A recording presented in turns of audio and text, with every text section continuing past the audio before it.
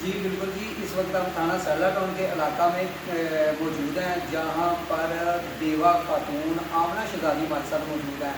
इनके साथ एक मुलाजम जो सैला टाउन पुलिस का है, उसने ज्यादती की है और उसके बच्चों ने ज्यादती की है। आइए जानते हैं इनसे असल वजह क्या है। जी भाजी की गल है, तुहानू की मसला है, क्यों तुसी सीपीओ आपको दे चक्कर लाते? सर मेरे बेटे ने गोली चली, मेरे दोनों बेटियों की गोली चली। मेरा बेटा जो फिलहाल तूफान गया इन्हों के बेटिया के नाल 8-10 बच्चे सन। ये अपनी तड़ी के नाल दहशतगर्दी के नाल मेरे बेटे को कहता होए उरा आ। मेरे बेटे ने आख्या मैं नहीं आता। इन्हें आख्या सारे जिन्हें इनू फड़ लो। इन्होंने सर मेरे बेटे को मार मार के ना मेरे बेटे का कुछ नहीं छड्या। मेरा बेटा सर रोगा घर आया, उन्हें घर आके बड़े भरा को दसिया बई मैनू जो मुंडिया ने मारिया मेरा भरा मेरा बेटा उस टाइम जो गया कि उन्होंने कोई है ही तेन मैरिज हाल से लै आया। सर मैं मैरिज हाल से मेरे बच्चे जरा स्पीड न टुट गए, मेरे दिमाग का भी ऑपरेशन होया, मैं दमे की मरीज हाँ, मैं आस्ता आस्ता दे मेरे जाद्या ये 10 जिन्हें मेरे बच्चों नाले मारते सके नाले इन्हें मेरे बच्चों से सीधियाँ गोलियां चलाइया ने। मगरों 3 मोटरसाइकिल आईया ने, कुछ उंज दौड़ गए ने, कुछ मोटरसाइकिल जोड़े इन्होंने बात लै गए, जिन्हें एक शानी गुजर सी, एक मुंडे का नाम अली सी, एक का नाम समीला सी, एक का नाम सफियान सी, एक का नाम उस्मान सी, एक का नाम युवल है साई मुंडा। तो सर 3 जोड़े उन्होंने पता है उन्होंने नाम की है, यानी कि उन्होंने नामों का नहीं मुझे पता। सर मैं मोबाइल की रोशनी करके उतों जी गोलियां के खोखे भी फड़े ने, तो सर जी मैं गोली भी फड़ी है।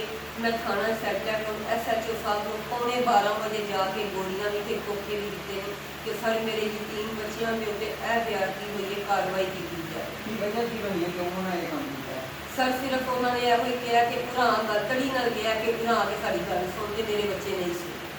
मेरे बच्चे ने आख्या क्यों तेरी गल सुना। ਹੁਣ ਤੁਹਾਡਾ ਮੁਤਾਲਬਾ ਕੀ ਹੈ, ਤੁਸੀਂ ਕੀ ਚਾਹੁੰਦੇ ਹੋ? सर मेरा मुतालबा मैं CPO ऑफिस से गई हाँ, इन्होंने थाना सैला टाउन वालिया ने जोड़ा है ना, इन्होंने हवाई फायरिंग की FIR दे दी, सीधी फायरिंग की नहीं दी, ना 13-20-65 की दी, ना खोखे पेश किए, ना इन्हें गोली पेश की, ना इन्हें मुजरम फड़े 13 दिनों के मुजरम भी नहीं फड़े। 2 दिन सलाह करने वास्ते आया तो तरला किया, तीजे दिन आया कि आंदा मैं तेरी शक्ल बगाड़ दियांगा, तू पीछे से बेच के अपनी शक्ल पछताई, तू बच्चे मरवाने ने कि बंदा मरे तू बच्चे मरवाने।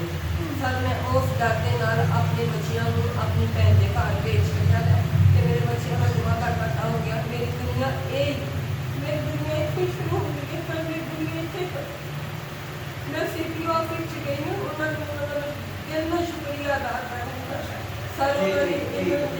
जी नाज़रीन, आप देख रहे हैं कि इनका मुतालबा है कि मेरे साथ बहुत ज़्यादती और जुल्म हो रहा है। CPO साहब से और RTO गुजरांवाला वज़ीर आला पंजाब से इनका मुतालबा है कि मेरे मुलजमान को फौरी तौर पर गिरफ्तार किया जाए और मुझे तहफ़्फ़ुज़ फराहम किया जाए। कैमरा मैन शाह के साथ मियां जुवेद भट्टू, रॉयल न्यूज़ गुजरांवाला।